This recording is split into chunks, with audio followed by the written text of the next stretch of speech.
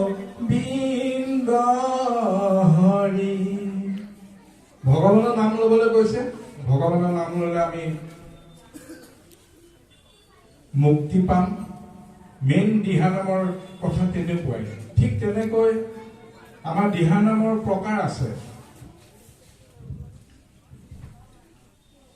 দক্ষিণ পাৰ আৰু মাজুলী। মাজুলীত দিহানামৰ চৰ্চা চলি থাকে সত্ৰসমূহত, আৰু তাত আমি যিটো সত্ৰীয়া দিহা বুলি কওঁ তাত বৰ দিহা বুলি কয়, আৰু আমি যিটো সবহোৱা দিহা বুলি কওঁ তাত সেইটো সৰু দিহা বুলি কয়। আমাৰ এই গোলাঘাট জিলাখন আচলতে অবিভক্ত শিৱসাগৰ জিলাৰ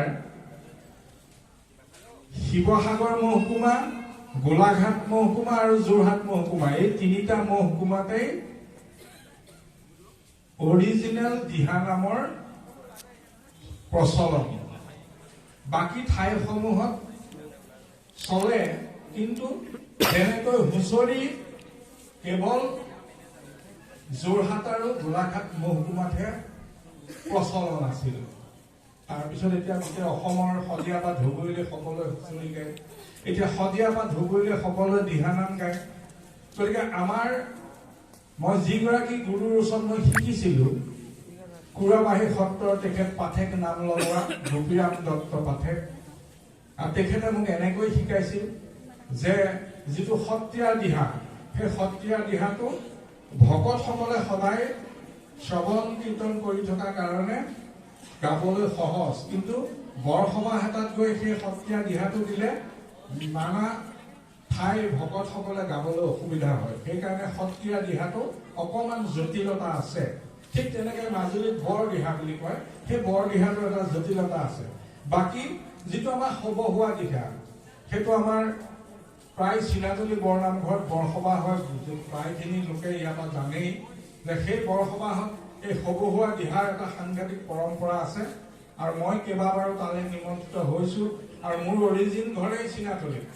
মোৰ ককাহেত চিনাতলীৰ পৰা উঠি যোৱাৰ কাৰণে আমি বোকাখাটলৈ উঠি গলো কুৰাবাহীলে, কিন্তু আমাৰ বংশ পৰিয়াল এতিয়াও চিনাতলীত আছে।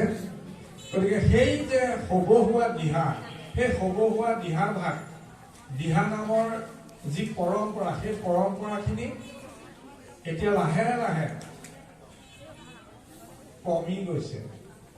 আৰু আইসকলে দিহানাম গাবলৈ লোৱাৰ পৰা যি সবহোৱা দিহা বা সত্ৰীয়া দিহা গাবলৈ বহুত জটিল। সেইকাৰণে কাৰণ মহিলাসকলৰ কণ্ঠটো কুকিল কণ্ঠ, একেবাৰে মিহিমা, তাত চিঞৰিবলৈ হলে কৰ্কশ হৈ যাব। সেইকাৰণে সেই বস্তুখিনি আইসকলে গোৱা নাই।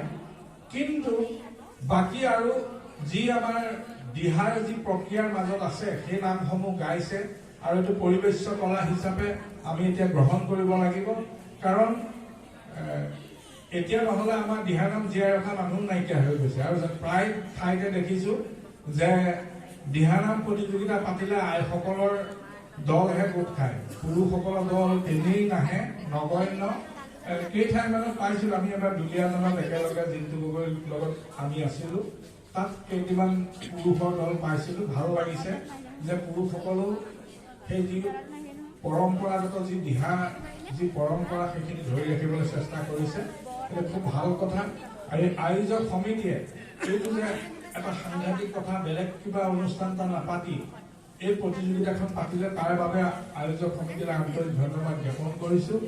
আৰু এটা কথা আপোনালোকে শুনিয়ে আছে চাগে, গুৱাহাটীত নলবাৰীৰ ফালে দিহানামৰ বিশ্ব ৰেকৰ্ড কৰিবলৈ ওলাইছে। জাহাজ বিহুৰ চৰকাৰীভাৱে বিশ্ব ৰেকৰ্ড হল, এতিয়া দিহানামৰ বিশ্ব ৰেকৰ্ড কৰিবলৈ ওলাব। ভালে হৈছে, কৰিব পাৰিলে খুব ভাল কথা।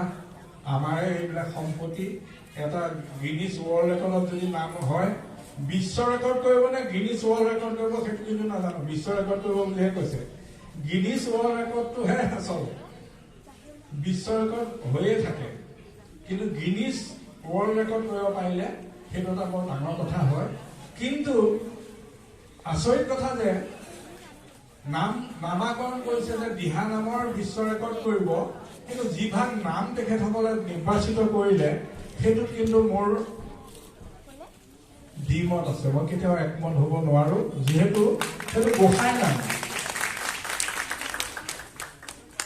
আজি ৰাতি সেইটো আমি কৃষ্ণ জন্মাষ্টমীত গায়ে থাকো, শিলা বৰশীলে